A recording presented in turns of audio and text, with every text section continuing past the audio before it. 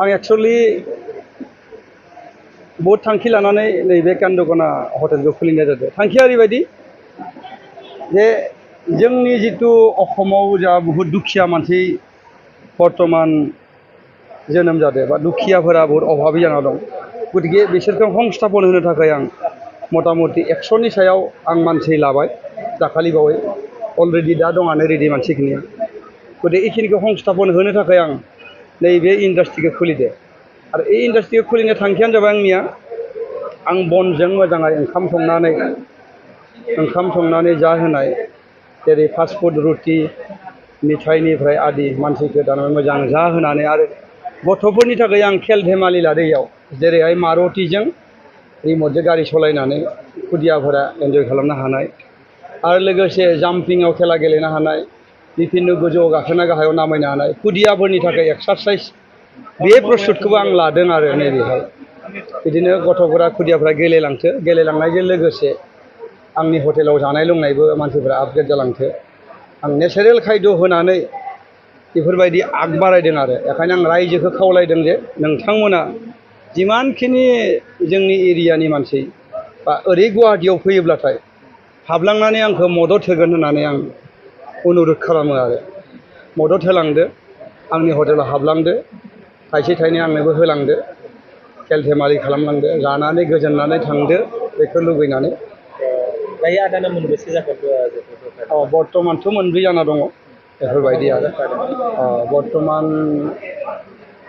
सानसारियाव थाबाय दुराकरायावनो मोननै इ मोनसे आरो आं अलरेडि 15 बिगा हा लाबाय रेलवेनिफ्राय रङिया टाउनाव नै 15 दिननि उनावनो खामानि मावना फैगौ मासाव अपेनिं हाया रेडि जाबाय जों 13 तारिखनिफ्राय खामानि मावगोन आं बेखौबो मेसेज होदों बेखायनो रङिया एरियानि जिमानखिनि मानसि दङ नोंथांमोनाबो जाहाथे आंखौ हेफाजाब होनानै आंनि बै इन्डास्ट्रियाव नाव जावनायनिफ्राय खेला गेलेनाय खुदियाफोरनि बिभिन्न जानाय लोंनाय आयजन गथायखिनि एरेन्ज थागोन मिन पालननिफ्राय बेयाव जाहाथे लैहोर लैहोर फैना मदद होयो रङिया एरियानि टाउननि मानसिफोरखौबो आङो गुरै खावलायखाबाय जाहाथे आंखौ मदद होयो जानाय लोंनाय बबेखौनो बांसिन गोसो होनानै आदाया गला खुलिनाय जायो बेस जानाय लोंनाया जाबाय नाम्बार 1 जोंनिया जेरै खायद बर'नि खायद ओंखाम नङाबा सलिया ना बेदर नङाबा सलिया आं बेखौ खोब गोसो होनानै जाहाथे मेडिसिन होयि बुस्थु थलुवा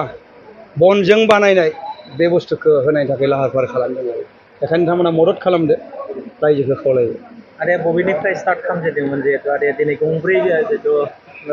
बाजिसे नं बाजियाव बिगोमा जानो हाबाय बबेनिफ्राय स्टार्ट खालामदों बेखौथ' आं आगोलनो बुंदों आं प्रथमथ' बानलु बेफारसो खालामोमोन बै लामाखै जेथिया बानलु बेफार खालामबाथाय खेथि मावबा ओमफ्राय बेलेगफोरा गारि सालायना थांबा सानोमोन बिदि गारि बायनो हागोन ना 4 साखानि बाथ्रायाथ' बेलेग साइकेल गंसेखौनो बायनो हानाय क्षमता गैयामोन थिग बेफोरबायदि दिनै आगबारि एसे स्टेजाव मोनफैदों आरो गतिके गंब्रै दखान होनानै हय खम जाबाय 400 जोंनि एमप्लयखौ आङो लाखिनो हानाय बर्थमान आग बारायबाय आरो जोङो माखासे समाव नुनो मोनो गला होनानै बा दान मोनसे बा 1 बोसोरनि उनाव थैलांनायखौ नुनो बे माबाफोर जाहोन दं बेफोरो जाहोन थायो बेफोर जाबाय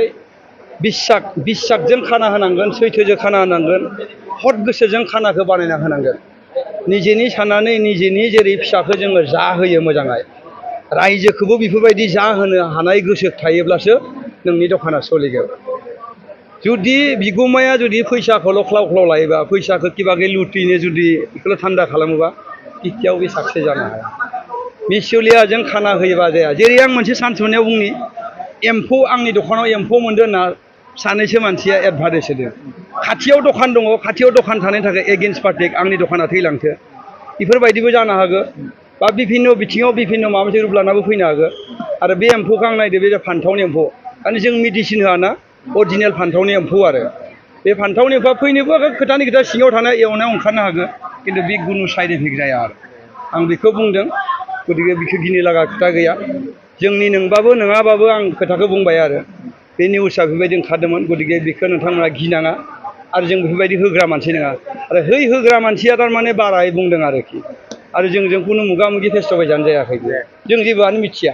गतिके बे डुप्लिकेट मावदों होननानै आं एकदम डाइरेक्ट बुंबाय आरो नङाबा आं बिगुमा हिसाबै मिथिनांगौमोन आंखौथ' फेस टु फेस खालामना निउस लागौमोन जे नोंथांनि थालायावनो बेखौ होदो जों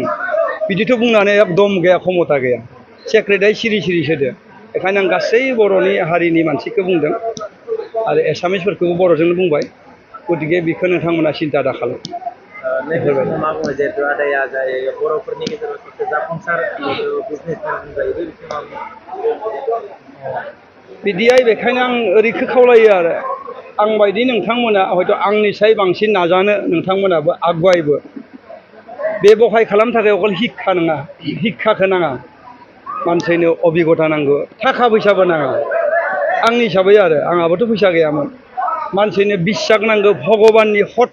सैथो लामा नांगौ भगबाननि आरलनजोंसो थारमाने भगबाननि लामाजोंसो आगुवायलांनो हायो हदाय भगबानखौ लोगोआव लानांगोन भगबाननियाव सोङै सोङै मावनांगोन अब्लासो दावगालांनो हायो बेखौ मेसेज होबाय आरोखि